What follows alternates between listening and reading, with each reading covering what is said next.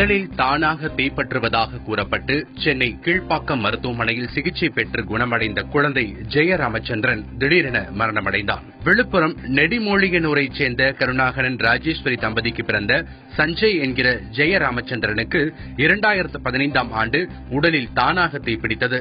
சிகிச்சைக்கு பிறகு குணமடைந்த குழந்தை உடல்நலக்குறைவால் உயிரிழந்ததாக உறவினர்கள் தெரிவிக்கின்றனர். விழுப்புரம் மாவட்டம் செஞ்சியில் பள்ளி மாணவியை பாலியல் பலாத்காரம் செய்த வழக்கில் இளைஞருக்கு 10 ஆண்டு சிறை தண்டனை விதிக்கப்பட்டுள்ளது. 2010ஆம் ஆண்டு நடந்த இந்த சம்பவம் தொடர்பான வழக்கை விசாரித்த மாவட்ட மகளிர் நீதிமன்றம் குற்றவாளிக்கு சிறை தண்டனையுடன் 1500 ரூபாய் அபராதம் விதித்து தீர்ப்பு வழங்கியது. மனைவியை கொலை செய்த வழக்கில் கணவனுக்கு ஆயுள் தண்டனை விதிக்கப்பட்டுள்ளது.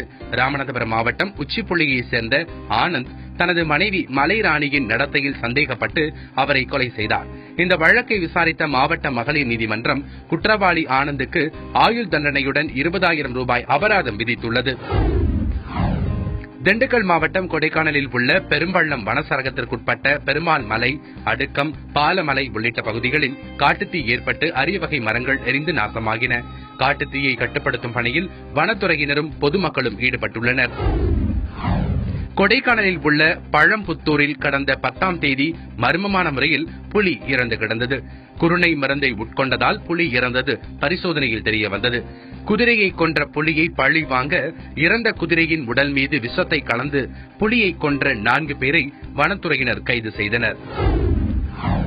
கோவையில் உள்ள இந்திய அரசு அச்சகத்தை வேறு மாநில அச்சகத்தோடு இணைக்கக்கூடாது என்று நாடாளுமன்ற உறுப்பினர் தங்கவேலு வலியுறுத்தியுள்ளார்.